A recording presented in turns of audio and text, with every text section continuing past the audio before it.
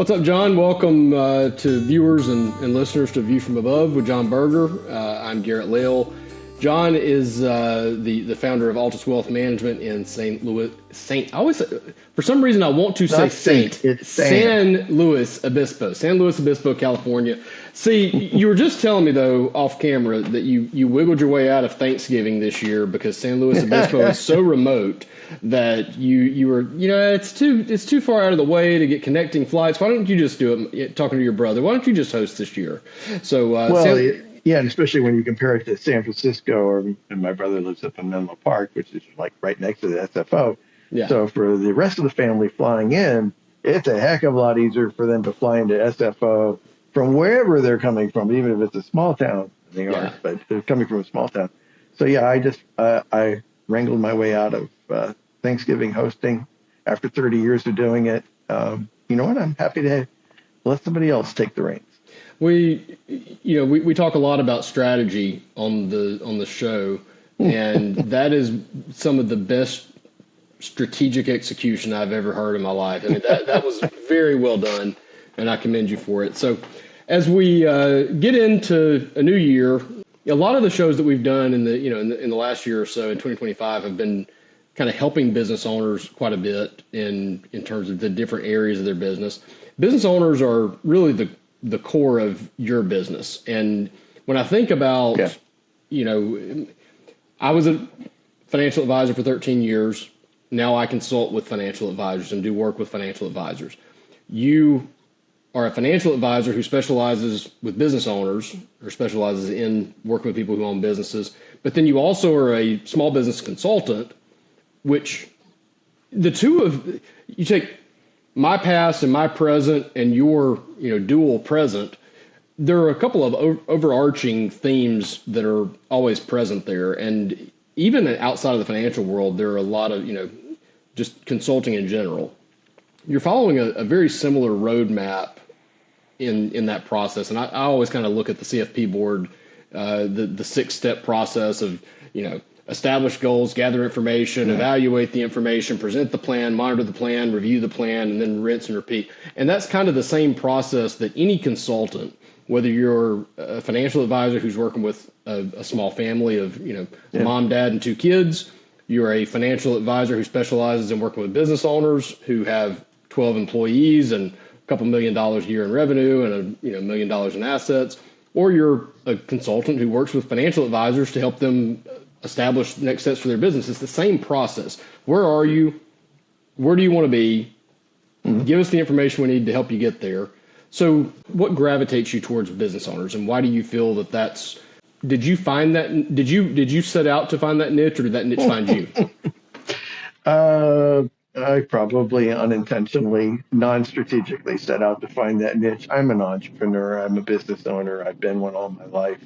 Long before I got into financial services, long before I thought, hey, it would be great to be a financial planner, long before I started studying for the CFP. I've been an entrepreneur. I've had 6 businesses in my life. I've created 2 flamed out gloriously, and I learned a lot from those. A couple of them were I won't even say modestly successful. They didn't lose money. So that was okay. Making money is the definition of success for a business. So many businesses fail completely without making any money. So by that definition alone, they were slightly above average. Even if they didn't lose money, they were above average. When you incorporate the amount of time that I was spending on those, I was probably being paid like 5 cents an hour for the work that I was doing. So I don't know if that, I guess technically that's making money. Is that a success? In my mind, absolutely not, because I could have been doing a gazillion other things and have the lost opportunity cost was significant. So we'll just put it that way. And then, yes, I've had a couple that have been very successful, paid me very well for my time, paid my employees well for their time, managed to put a little bit of extra, salt in my pocket, and even provide a nest egg for my retirement. So we've done it all. No NVIDIAs in any of those groups, so I'm not like a billionaire. Not even technically a millionaire. So, modestly successful, we'll just say. But in all of that, I've always been the entrepreneur, and I've always looked at life as an entrepreneur. I've always wanted to do it myself. I've always wanted to be the one that that took the reins and made the decisions and lived and died based on what those decisions were. So I have a deep connection with entrepreneurs. I know how you feel. I know how you think. I know how you operate. I know what's important, at least at a pretty basic level. Now, you may have a different set of priorities than I do, but our makeup not that far apart, right? So if you like to hang with people that are sort of your type, I get to hang with people who are my type because they're entrepreneurs and they have that an entrepreneurial mindset, and you can't break that cycle. So that's kind of how I got into all of this. And even then, as a financial planner, I always kind of hung near the entrepreneurs and the business owners because, again, with like minds, and it's like uh, just an approach to money, life, and time.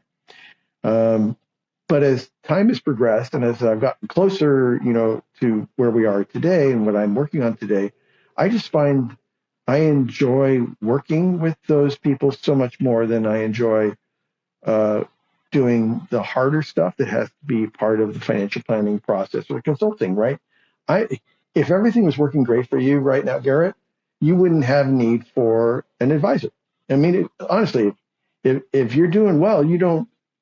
It's going to be really hard, or you already have advisors that are getting you to a point of success.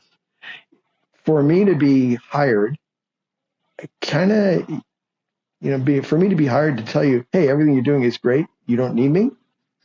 That's not going to be a long-lasting relationship. I get in where things are tough and changes need to be happen.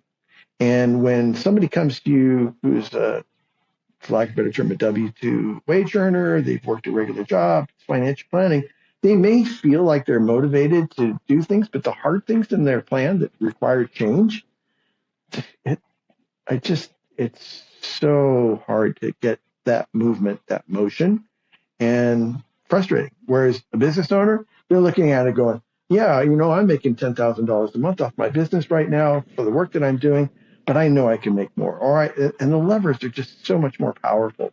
So they're really motivated and they'll make those changes and they're willing to hear the advice.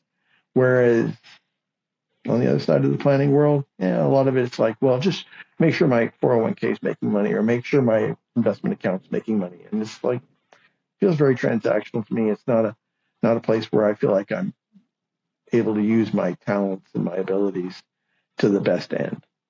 Well, and everybody is made up. There's two parts to what I'm about to say. The first part, it's the same statement. There's two different applications. Everybody is made up a certain type of way, right? My mom has been trying to convince me for 25 years, basically, that going to get a job and just getting a nice steady paycheck is the way to go. That's what she's always done, and there's absolutely nothing wrong with that. She's no more wrong than I am, and I'm no more wrong than she is. It's just different personality makeups. And I've made the comment to her, she says, you need something stable. And I'll say, well, the difference in being an entrepreneur and being W-2 is that an entrepreneur can never be laid off. Yes, they may be broke, but they're never going to be laid off. Someone who works for someone always has that risk. I may get fired by a client, but I'm not going to simultaneously get fired by all of them all at the same time, most likely. So an entrepreneur just sees risk differently than someone who's a W-2 employee. It's just a different mindset.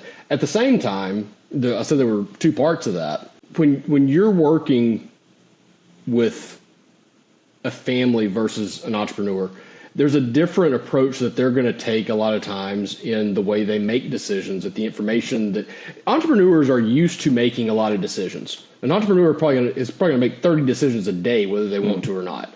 A lot of times, someone who is showing up, doing their job, getting a paycheck, regardless of how big the paycheck may be, they are being guided in terms of what they're going to do next. They're not the one who's having to figure out how to make that next decision. Entrepreneurs are used to making decisions, so it makes sense that they're going to make them a little bit easier because you're one of the three things that you're putting on their plate that day are 10% of the decisions that they're going to make. When you put those same three options in front of a W-2 employee family, that might be 3 times the amount of decisions they usually have to make in a week. Yeah. They're just not used to that. So there's a different mindset and makeup. Yeah. So one other thing about those fundamental differences between the two types, and again, I totally agree. There's nothing wrong with not being entrepreneurial. Believe me. There are plenty of days that I wish I was not. A lot of days that I wish I was not. We are swimming in slightly different seas, and some, you just got to learn to say, well, this is the sea I'm swimming in, so this is the water I'm in, and it is what it is, and I put myself here, so I'm going to be okay with that. But I think of some of the other decisions that, especially in the W-2 wage world, that people are encouraged to believe is that the decisions that they make don't affect them as much. And it's kind of, entrepreneurs know the business lives or dies based on the decisions you make. And if you make a decision, subconscious or consciously, it doesn't matter. There's culpability in that decision, that it does reflect out on what the business does.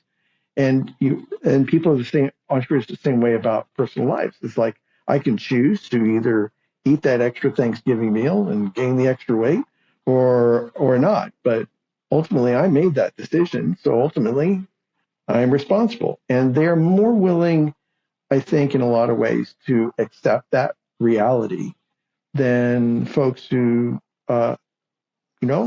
I made decisions early on. I got this great job. I'm working and I've been at this job for 15 years. I definitely go there. I do a good job at it. And I don't have to worry about the decisions I make every day affecting that. But the reality is, the decisions you make every day still affect where you are 5 minutes from now, 5 hours from now, 5 days from now, and 5 years from now. It's the Slight Edge, that book, The Slight Edge, revisited over and over and over again. And my suggestion is to anybody, every decision you make matters. So think about that and start trying to make better decisions, even small ones now. But that's a message that I don't think settles in quite so easily when, hey, everything's great. I got a good job. My kids are growing up nicely. I think everything's fine. I don't really need to change anything. Yeah, when I first got into the industry, you're kind of taught as a new advisor trainee, if you come up the way I did through a bigger firm with a training program and all that kind of stuff, you have to identify problems, right? So you have to ask questions until you find a problem. And we would ask questions like, if you could change this or that, which would it be? And you give them open-ended questions in ways that you're kind of trapping them to give you a next point to drill into. But it's not hard to find a point of friction in a business owner, helping them to zero in on maybe which one or two they have time to deal with today might be a little bit of a challenge. But it's not hard to find something. If you would change, you have to ask a W-2 employee, if you could change anything in your life right now financially, what would it be? And it has to be multiple choice, sometimes true, false. With an entrepreneur, you can give them an essay and just let them fill in the blanks. They've always got plenty of things that they're juggling. And I think that's where, the more I learn about what you do and kind of hear, even to some extent with my own, I'm learning that when I try to create boxes and put it out there for the world and say, you're here on my website and you're considering working with me, do you check box A, B, C, or D? I don't get a lot of conversations because not that many people are looking for A, B, C, or D. When I give them a submission box and say, just send me a message and tell me what it is you want, and I'm being metaphorical. When I take that type of an approach, I find a lot more opportunities to work with people because each person's challenges, you let them put it in their own words and you'll find opportunities and ways to help them. And that's especially true, I think, for business owners. Because when I was a planner and I remember when I took the CFP, I learned so much about business, working with business owners that I didn't know before. And it's like, man, not to say that it's boring to work with W-2, but I get what you're saying there. There's only a few things that you can do for someone who's a W-2 employee. You can't change their revenue. You can't change there's only so many things that are out there. There's not a lot you can do.